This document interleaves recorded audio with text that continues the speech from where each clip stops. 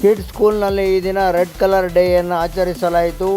ಶಾಲೆಯ ಮುಖ್ಯಸ್ಥರಾದ KB ನಿವೇದಿತವರು, ಬೊಬ್ಬೆ ಮ್ಯಾಮ್ ಅವರು ಇದ್ದರು. ಎಲ್ಲಪ್ಪ ಅಂತಂದರೆ ಗೋಪಾಳದ ರಂಗನಾಥ ಬಡಾವಣೆಯಲ್ಲಿ ಇರ್ತಕ್ಕಂಥ ಬಂಗ್ಲೋಸ್ ಕಿಡ್ಸ್ನಲ್ಲಿ ವಿಜೃಂಭಣೆಯಿಂದ ಇವತ್ತು ರೆಡ್ ಕಲರ್ ಡೇಯನ್ನು ಮಕ್ಕಳು ರೆಡ್ ಕಲರ್ ಡ್ರೆಸ್ಸನ್ನೆಲ್ಲ ಹಾಕೊಂಬಂದು, ಡಾಲು ಬೆಲೂನ್ಸ್ ಎಲ್ಲ ರೆಡ್ ತೊಗೊಂಬಂದು ಭಾರಿ ಖುಷಿಯಾಗಿ ಭಾಳ ಆನಂದವಾಗಿ ಇವತ್ತು ಎಂಜಾಯ್ನ ಮಾಡಿದ್ದಾರೆ. ಶಾಲೆಯಲ್ಲಿ ಸ್ಕೂಲ್ ಒಳಗೆ ತುಂಬ ಇವತ್ತು ಕೆಂಪು ಮಯವಾಗಿತ್ತು.